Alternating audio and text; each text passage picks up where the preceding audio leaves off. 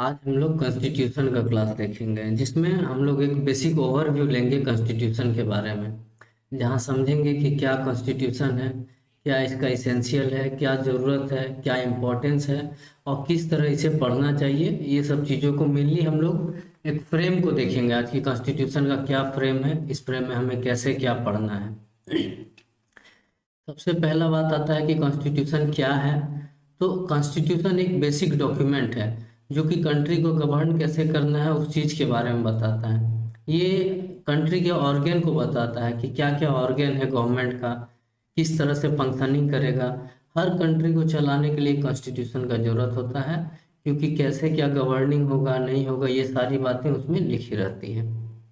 तो कॉन्स्टिट्यूशन क्या है? एक बेसिक डॉक्यूमेंट है कंट्री का। लॉ ऑफ द लैंड कह सकते हैं, बेसिक लॉ है जो कि सारा गवर्निंग फंक्शन वगैरह गवर्नमेंट का जो ऑर्गन्स है ये सब चीज़ों को बताता है। और बाकी जितना भी लॉ होगा, वो जो भी लॉ बनेगा सारा कॉन्स्टिट्यूशन के अकॉर्डेंस में बनेगा। अगर कोई भी लॉ कॉन्स्टिट्यूशन के अकॉर्डेंस में नहीं है तो वो लॉ वॉइड हो जाएगा। चलिए, कॉन्स्टिट्यूशन को बनने में टोटल टाइम लगा था 2 साल 11 महीना और 18 दिन। इतना टाइम लगा था कॉन्स्टिट्यूशन को बनने में।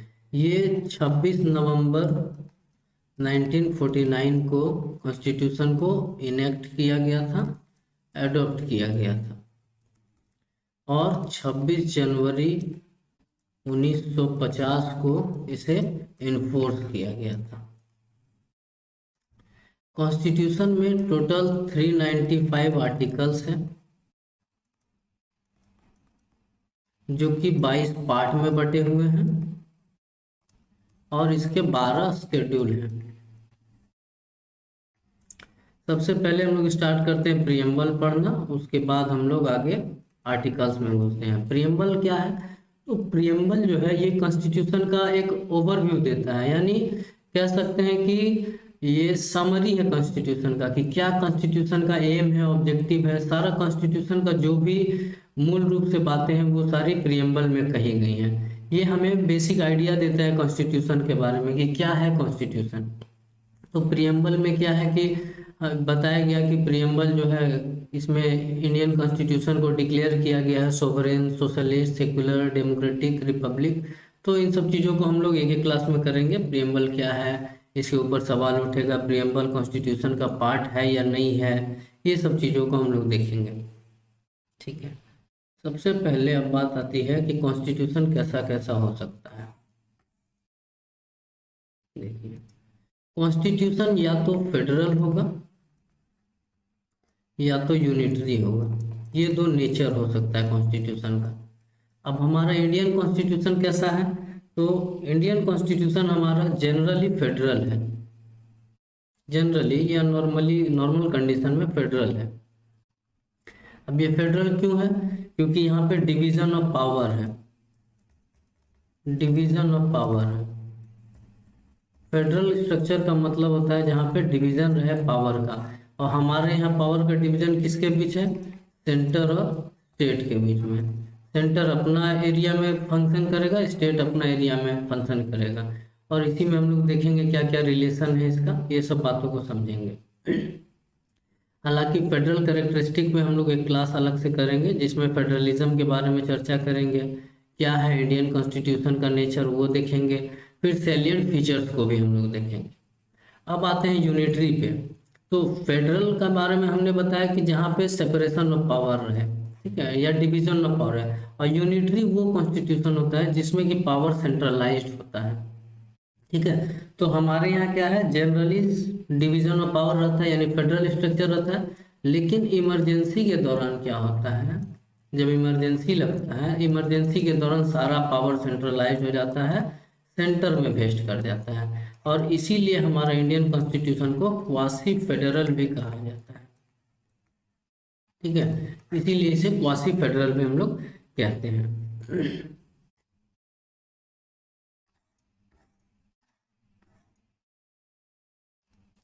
अब आते हैं, जैसा कि हमने देखा कि कॉन्स्टिट्यूशन क्या है, तो ये ऑर्गन्स के बारे में बताता है गवर्नमेंट का क्या फंक्शनिंग है नहीं है। तो सबसे पहले हम ऑर्गन्स को समझेंगे, क्या क्या ऑर्गन्स हैं हमारे यहाँ। हमारे यहाँ 3 ऑर्गन्स हैं, लेजिस्लेचर, एग्जीक्यूटिव और जुडिशियरी। ये तीनों हमारे यहाँ है। लेजिस्लेचर का काम होता है लॉ बनाना,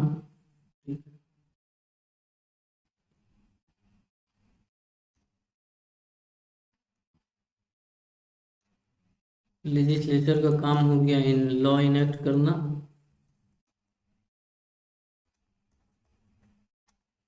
या लॉ मेकिंग। एग्जीक्यूटिव का काम है ये जो लॉ बना है उसको एग्जीक्यूट करें, ठीक है। और जुडिशरी का काम है एडमिनिस्ट्रेशन ऑफ जस्टिस।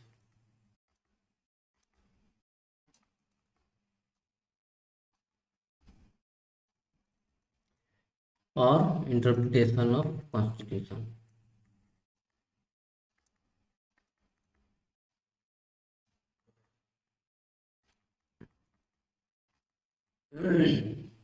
ये इंटरप्रिटेशन ऑफ कॉन्स्टिट्यूशन का काम सुप्रीम कोर्ट का है या फिर हाई कोर्ट कर सकते हैं, लोअर कोर्ट नहीं करेंगे।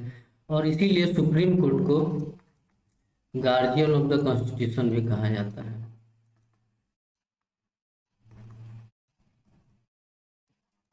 कॉन्स्टिट्यूशन कहा जाता है या फिर कस्टोडियन भी कह सकते हैं, कस्टोडियन ऑफ द कॉन्स्टिट्यूशन, ठीक है।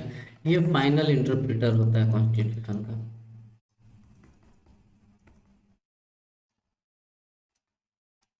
सुप्रीम कोर्ट का काम है कि देखना अगर कोई भी लॉ जैसे बन रहा है तो वो कॉन्स्टिट्यूशन के अकॉर्डेंस में है या नहीं, ये फाइनल इसी का काम होता है। यानी लेजिस्लेचर ने लॉ बना दिया, ठीक है, लेकिन उसका क्या होगा, जुडिशियल रिव्यू होगा। सुप्रीम कोर्ट उसे जुडिशियल रिव्यू करेंगे कि लॉ अकॉर्डेंस में है या नहीं। अगर कोई लॉ कॉन्स्टिट्यूशन के अकॉर्डेंस में नहीं होगा तो उसे वॉइड डिक्लेयर कर दिया जाएगा, ठीक है।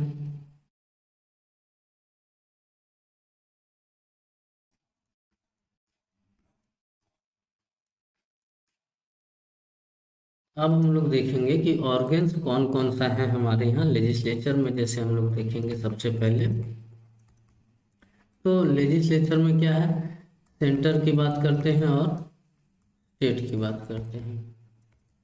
सेंटर में हमारे यहाँ है parliament.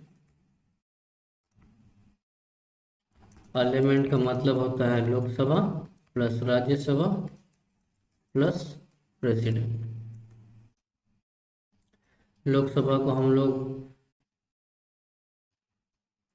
House of the people कहते हैं,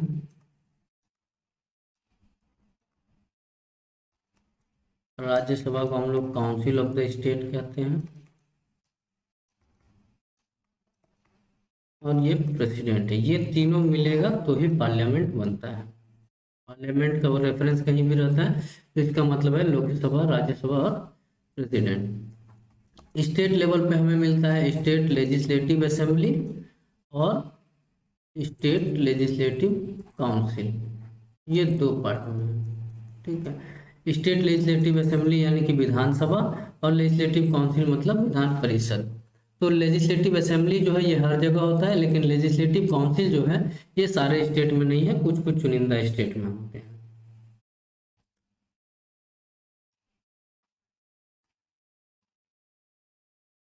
अब इसी में हम लोग देखेंगे, जब आगे पढ़ेंगे तो हम लोग रिलेशन को भी पढ़ेंगे। रिलेशन किसका, सेंटर और स्टेट का। इसके लिए हम लोग देखते हैं आर्टिकल 245 को, जिसमें टेरिटोरियल के बारे में है, टेरिटोरियल के बारे में है, ठीक है, टेरिटोरियल जुरिस्डिक्शन के बारे में है। इसमें बताया गया कि सेंटर कहाँ तक लॉ बना सकता है किस एरिया के लिए, और स्टेट किस एरिया के लिए बना सकता है। इसी में हम लोग देखेंगे कि सेंटर जो है ऑल ओवर इंडिया के लिए बनाएगा और स्टेट जो है अपने स्टेट के लिए बनाएगा। फिर है आर्टिकल 246। यहाँ पे हम लोग देखते हैं लिस्ट के बारे में दिया हुआ है। इसको मेनली ये सब्जेक्ट मैटर जुरिस्डिक्शन है, सब्जेक्ट मैटर है। इसको पढ़ने के लिए हम लोग रेफरेंस लेते हैं शेड्यूल 7 का।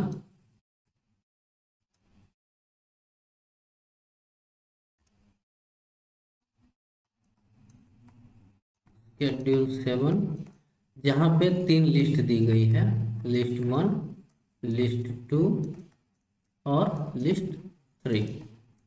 ये लिस्ट 1 है यूनियन लिस्ट,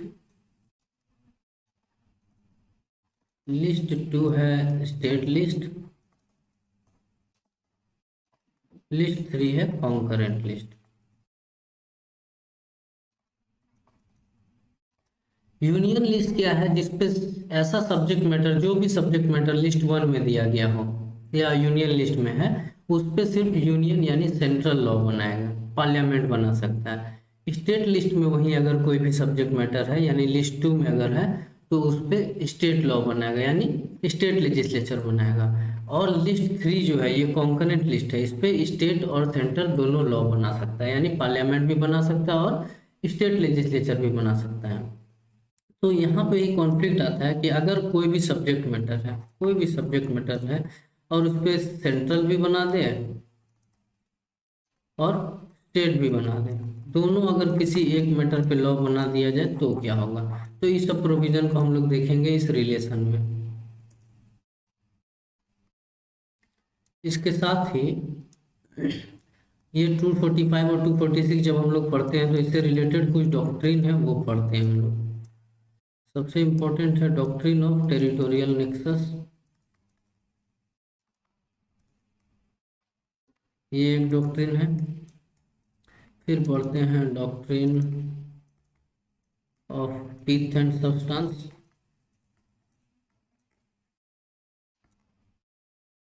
और एक देखते हैं doctrine of colourable legislation, doctrine of colourable legislation. तो हम लोग ये सारे चीज़ों को देखेंगे, टेरिटोरियल नेक्सस क्या है, टीथ एंड सब्सटेंस क्या है, कलरेबल लेजिस्लेशन क्या है, इन सब बातों को समझेंगे हम लोग लेजिस्लेटिव रिलेशन में। फिर हम लोग देखते हैं एग्जीक्यूटिव कौन कौन है। लेजिस्लेटिव में हम लोग देख चुके हैं, लेजिस्लेटिव में हमने देखा पार्लियामेंट सेंट्रल पे और स्टेट पे स्टेट लेजिस्लेटिव असेंबली और स्टेट लेजिस्लेटिव काउंसिल। अब आते हैं एग्जीक्यूटिव में। तो एग्जीक्यूटिव में क्या है? सेंट्रल यहाँ भी होगा और स्टेट यहाँ भी होगा। सेंटर में एग्जीक्यूटिव हेड जो होता है वो प्रेसिडेंट होते हैं और यहाँ पे गवर्नर होते हैं। ये हमारे यहाँ का एग्जीक्यूटिव हेड है।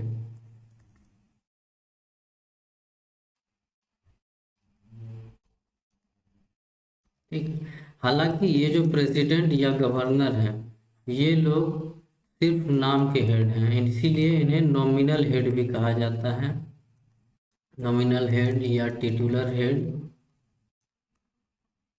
या फिर कॉन्स्टिट्यूशनल हेड भी कहते हैं। और ये ऐसा इसलिए कहा गया क्योंकि रियल पावर जो है कहीं और लाई करता है। ये लोग को नाम का ये लोग हेड है, लेकिन रियल पावर जो है यानी रियल पावर कहें या रियल हेड कहें वो लाई करता है सेंटर में। अगर हम बात करते हैं तो काउंसिल ऑफ मिनिस्टर, COM मतलब council of minister headed by prime minister. ठीक है, और स्टेट में अगर बात करते हैं तो council of minister headed by chief minister. ये रियल पावर यहाँ लाई करता है इन लोग के पास, और ये एग्जीक्यूटिव हेड नाम के लिए हैं, सिर्फ प्रेसिडेंट और गवर्नर। और अगर आपके रियल हेड पूछा जाता है तो वो है prime minister, council of minister headed by prime minister.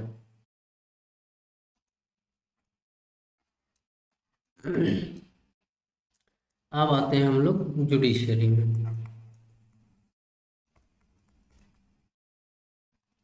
Judiciary में हमारे यहाँ जुडिशरी को इंडिपेंडेंट बॉडी कहा जाता है, ये मैंने पहले भी बता दिया है आपको, इंडिपेंडेंट बॉडी है। ठीक है, यहाँ पे सुप्रीम कोर्ट है जो कि अपेक्स कोर्ट भी कहा जाता है इसे, अपेक्स कोर्ट, गार्जियन, कस्टोडियन, ये सब चीज़ों को हम लोग देख चुके हैं। इसका काम है इंटरप्रिटेशन करना, ये चेक करे कोई भी लॉ अगर पास होता है तो उसे चेक किया जाएगा। और स्टेट लेवल पे है सबसे हाई में, और इसके नीचे फिर डिस्ट्रिक्ट कोर्ट, सिविल कोर्ट, ये सब होते हैं। ठीक है, तो ये है स्ट्रक्चर हमारे यहाँ गवर्नमेंट को। तो इसीलिए हमें क्या पता चला, हमारे यहाँ 3 ऑर्गन है गवर्नमेंट का, जो कि है लेजिस्लेचर,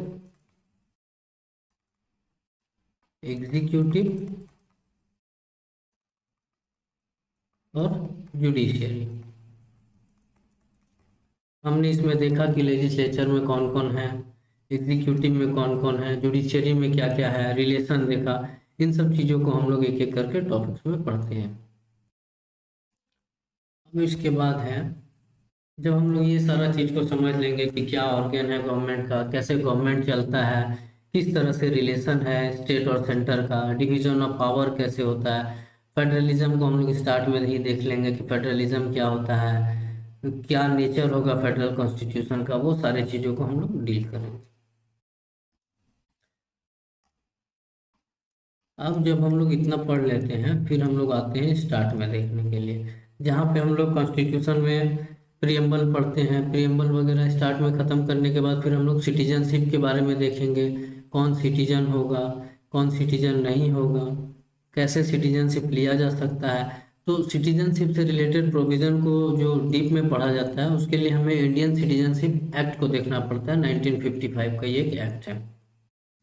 यहाँ जो कॉन्स्टिट्यूशन में दिया गया, ये बस कमेंसमेंट ऑफ द कॉन्स्टिट्यूशन के समय के बारे में है, जो कि पाकिस्तान से जाने आने ये सब लोगों के बारे में, और कुछ प्रोविज़न एनआरआईज के लिए भी है। ठीक है, तो ये सब चैप्टर खत्म होने के बाद हमारे लिए जो सबसे इम्पोर्टेंट चैप्टर होता है वो है पार्ट 3। पार्ट 3 हमारे लिए सबसे इम्पोर्टेंट चैप्टर होगा, क्योंकि ये है फंडामेंटल राइट।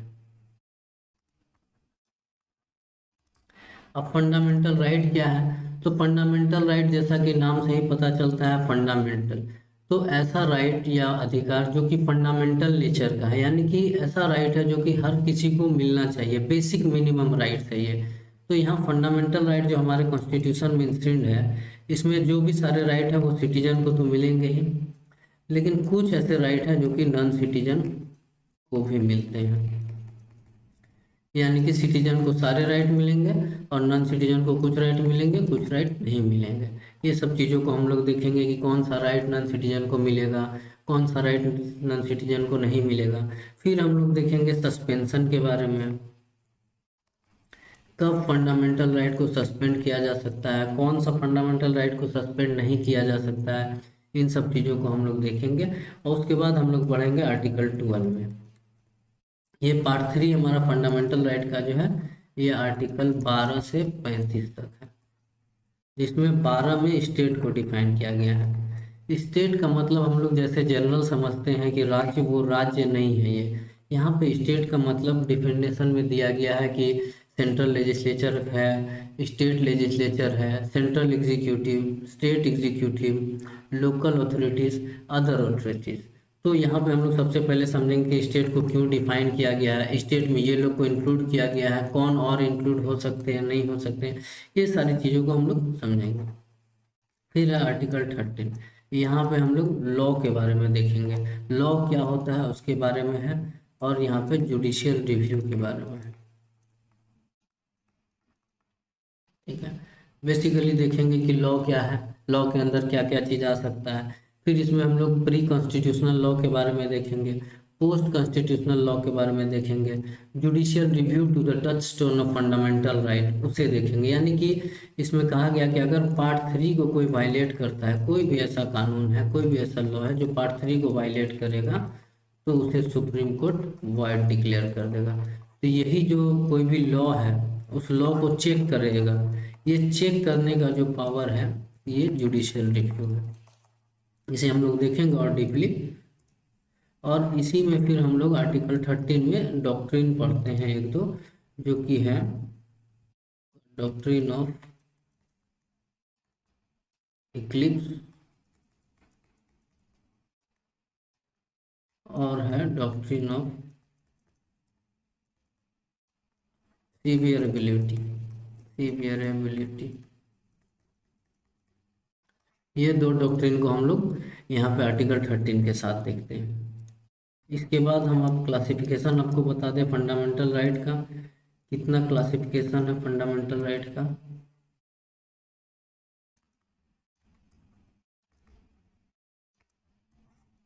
हालांकि हमारा ये फंडामेंटल राइट का पोर्शन सेमेस्टर 1 के लिए नहीं है, ये सेमेस्टर 2 में आएगा। इससे पहले तक की जितनी बातें हमने बताई है वो सेमेस्टर 1 में काफ़ी पर्याप्त हो जाएगा वो।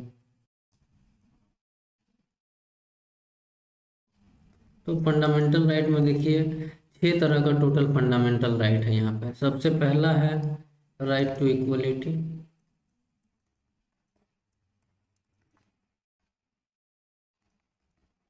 ये है आर्टिकल 14 से 18। फिर दूसरा है राइट टू फ्रीडम, ये है आर्टिकल 19 से 22 तक। तीसरा right against exploitation, right against exploitation,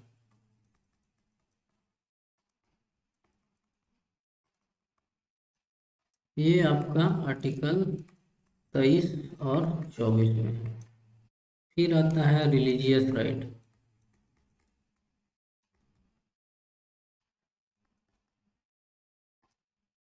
ये है आर्टिकल 25 से 28 में। पांचवा में है कल्चरल एंड एजुकेशनल राइट,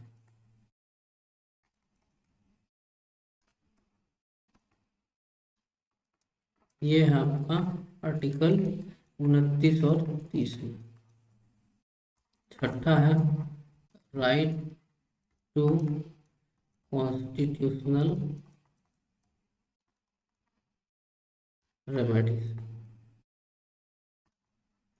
ये है आर्टिकल 32 टू 35, जिसमें हमारा 32 बहुत इम्पोर्टेंट है।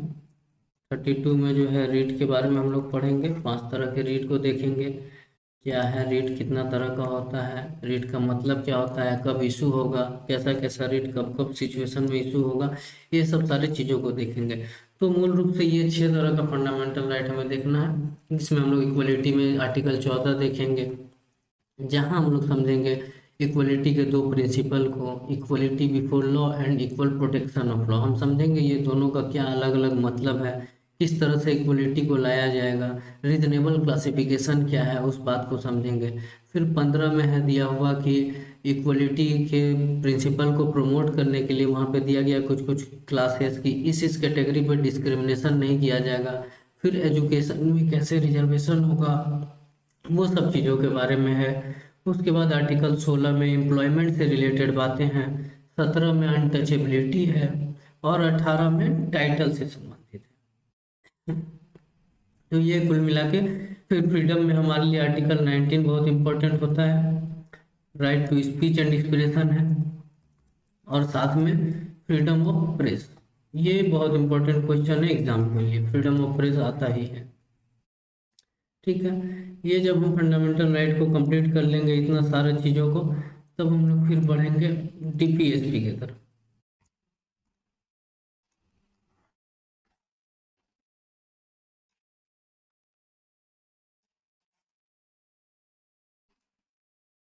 ठीक है, ये फंडामेंटल राइट होने के बाद हम लोग डीपीएसपी देखेंगे।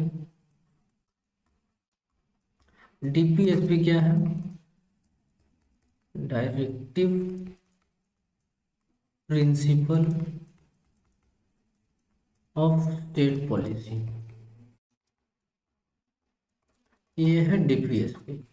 ये है हमारा पार्ट 4 में, फंडामेंटल राइट 35 तक था, ये आर्टिकल 36 से 51 तक जाएगा। ये जो राइट होता है, अब यहाँ पे हम लोग फंडामेंटल राइट और डीपीएसपी को कंपेयर करेंगे। सबसे पहले देखेंगे फंडामेंटल राइट और डीपीएसपी का क्या रिलेशन है, किस तरह काम करता है, क्या डिफरेंस है। तो फंडामेंटल राइट जो होता है वो जस्टिसिएबल होता है और इन्फोर्सेबल होता है, यानी कि अगर हमारा फंडामेंटल राइट इन्फ्रिंज होता है तो हम उसे कोर्ट में जाके इन्फोर्स करा सकते हैं, कोर्ट ऑफ लॉ में। लेकिन वहीं पे डायरेक्टिव प्रिंसिपल जो है ये नॉन इन्फोर्सेबल होता है और नॉन जस्टिसिएबल होता है। अगर डायरेक्टिव प्रिंसिपल ये एक डायरेक्शन के तौर पे है, ये डायरेक्शन स्टेट को दिया गया है, डायरेक्शन टू द स्टेट। ठीक है, ये स्टेट को डायरेक्शन दिया गया है कि आप स्टेट में जो है कुछ चीज़ों को, गाइडलाइंस को, जो भी गाइडलाइंस है, ये डायरेक्टिव प्रिंसिपल, डायरेक्शन या गाइडलाइंस के फॉर्म में है। ठीक है, ये गाइडलाइंस को आप इम्प्लीमेंट कराएं ताकि वेलफेयर हो सके, ग्रोथ हो सके, इस सब चीज़ों के लिए। लेकिन अगर ये नहीं इम्प्लीमेंट करते हैं तो इसके लिए आप कोर्ट ऑफ लॉ में नहीं जाके इन्फोर्स करा सकते हैं। तो इसमें हम लोग देखेंगे क्या क्या चीज़ों को इन्फोर्स कराने की बातें की गई है, क्या क्या डायरेक्टिव प्रिंसिपल दिया गया है, ये सारी चीज़ों को हम लोग देखेंगे। उसके बाद फिर हम लोग देखते हैं डीपीएसपी को, इतना जब कंप्लीट कर लेंगे तो फिर देखेंगे हम लोग पार्ट 4A, जो कि है आर्टिकल 51A। यहाँ है फंडामेंटल ड्यूटीज। फंडामेंटल ड्यूटीज के बारे में, फंडामेंटल ड्यूटीज भी नॉन इन्फोर्सेबल और नॉन जस्टिसेबल है। तो फंडामेंटल राइट सिटीजन के लिए है, ये सिटीजन को दिया गया है। फंडामेंटल ड्यूटीज भी सिटीजन का है। और डीपीएसपी जो है वो स्टेट को गाइडलाइन दी गई है। अब फंडामेंटल ड्यूटीज का कंसेप्ट क्या है कि जहाँ राइट रहता है, अगर आपको राइट मिलता है तो वहीं पे को रिलेटिव है ड्यूटी भी। ठीक है, राइट और ड्यूटी जो है ये दोनों को रिलेटिव है, जहाँ राइट है वहाँ ड्यूटी भी है। तो इसलिए अगर फंडामेंटल राइट आप इंजॉय करते हैं तो आप पे कुछ ड्यूटी भी बनता है। इसमें 11 ड्यूटी दिए हुए हैं टोटल। आपको कंट्री के लिए रिस्पेक्ट करना है, नेशनल फ्लैग को अवॉइड करना है, ये सब सारी चीज़ें हैं। इन्वायरमेंट का प्रोटेक्शन करना है, ब्रदरहुड को प्रमोट करना है, ये सब सारी बातें इसमें दी गई हैं। हालांकि ये नॉन इन्फोर्सेबल और नॉन जस्टिसेबल है। ठीक है, और उसी तरह डीपीएसपी भी नॉन इन्फोर्सेबल और नॉन जस्टिसेबल है। फंडामेंटल राइट जस्टिसेबल भी है और इन्फोर्सेबल भी है, ये अंतर है तीनों का। हालांकि हम लोग फंडामेंटल राइट और डीपीएसपी का एक रिलेशन का रिलेटिव स्टडी हम लोग पढ़ते हैं। अब जब ये सब कंप्लीट हो जाता है, हमने ऑर्गन्स को देख लिया, फंडामेंटल राइट्स देख लिया, फंडामेंटल ड्यूटी देख लिया। इसी में एक पॉइंट है लेजिस्लेचर का, कि जब हम लोग लेजिस्लेचर पढ़ते हैं तो क्या क्या पढ़ते हैं। लेजिस्लेचर में हम लोग पार्लियामेंट पढ़ लेते हैं, ये पॉइंट रह गया था इसीलिए मैं रिपीट कर दे रहा हूँ। पार्लियामेंट पढ़ लेते हैं, लोकसभा देखते हैं, राज्यसभा देखते हैं, प्रेसिडेंट देखते हैं।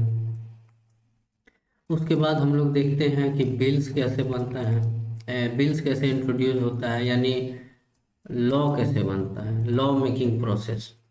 लॉ मेकिंग प्रोसेस को हम लोग देखते हैं। तो इसमें हम लोग देखेंगे कि लॉ मेकिंग प्रोसेस जो है यो इंट्रोडक्शन ऑफ बिल से होता है। Introduction of bill, bill introduce कराया जाता है। बिल कैसा कैसा हो सकता है, तो बिल या तो ऑर्डिनरी बिल होगा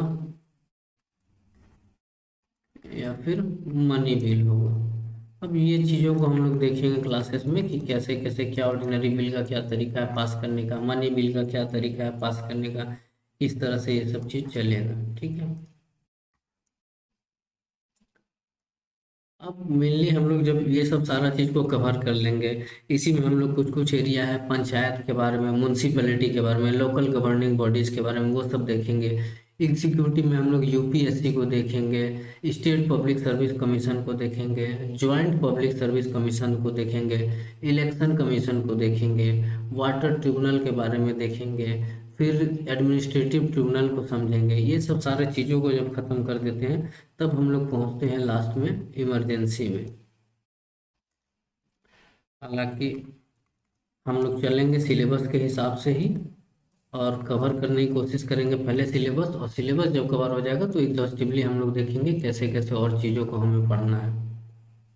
ठीक है, तो यह है इमरजेंसी के बारे में हम लोग देखते हैं। यहाँ पे हम लोग आर्टिकल 352, 356 और 360, ये तीन आर्टिकल को मेनली देखते हैं। ये तीन आर्टिकल, ये है नेशनल इमरजेंसी,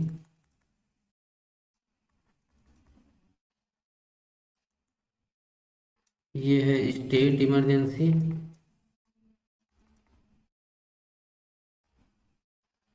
और ये है फिनेंशियल इमरजेंसी।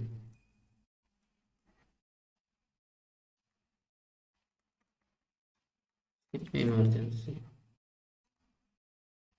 हालांकि स्टेट इमरजेंसी वर्ड ने यूज़ किया गया है, नेशनल इमरजेंसी के लिए हम लोग वर्ड जो यूज़ करते हैं वो करते हैं proclamation of emergency, proclamation of emergency, ये वर्ड यूज़ करते हैं नेशनल इमरजेंसी के लिए।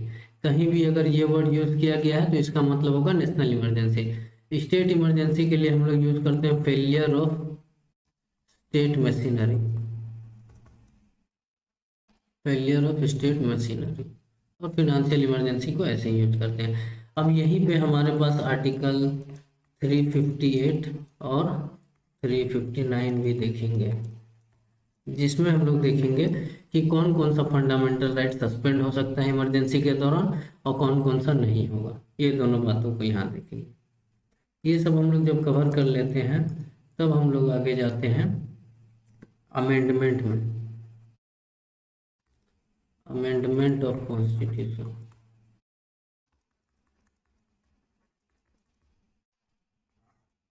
आर्टिकल 368, यहाँ हम लोग देखेंगे कि कैसे कैसे कॉन्स्टिट्यूशन अमेंड होगा, क्या तरीका होगा। तो इसमें हम लोग अलग अलग चीज को देखेंगे, सिंपल मेजोरिटी को देखेंगे, स्पेशल मेजोरिटी को देखेंगे,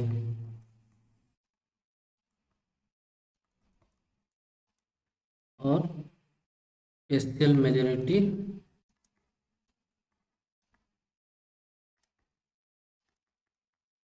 plus ratification of state, half of the ratification of state। ये स्पेशल मेजोरिटी का मतलब होता है 2/3 मेजोरिटी के बारे में बात हो रही है यहाँ पे, ठीक है। तो ये तीनों तरीका से अमेंडमेंट को देखेंगे। अब यहाँ पे सवाल आएगा कि क्या क्या अमेंडमेंट हो सकता है, क्या क्या अमेंडमेंट नहीं होगा। तो यहाँ 2-3 क्वेश्चन को हम लोग एड्रेस करेंगे। फंडामेंटल राइट अमेंड हो सकता है या नहीं, बेसिक स्ट्रक्चर अमेंड हो सकता है या नहीं, बेसिक स्ट्रक्चर अमेंड होगा या नहीं। फिर हम लोग बेसिक स्ट्रक्चर देखेंगे कि कौन केस से आया, केशवनंदा भारती से आया है ये बेसिक स्ट्रक्चर, इस डॉक्ट्रिन को समझेंगे। और सारे केसेस को 3-4 केसेस को हम लोग इसमें पढ़ने वाले हैं, जो कि केशवनंदा हो गया, मिनर्वा मिल्स हो गया, और 1-2 केसेस हैं, वो सबको हम लोग देखेंगे ये पूरा अमेंडमेंट प्रोसेस को समझने के लिए। और इतना हो जाने के बाद ये हमारा कंप्लीट हो जाता है। अब कुछ इंपॉर्टेंट बात मैं बता दूं, कॉन्स्टिट्यूशनल बॉडीज, कॉन्स्टिट्यूशनल बॉडीज क्या होता है। कोई भी जो बॉडी बना हुआ है कॉन्स्टिट्यूशन के थ्रू, यानी कॉन्स्टिट्यूशन में अगर उसका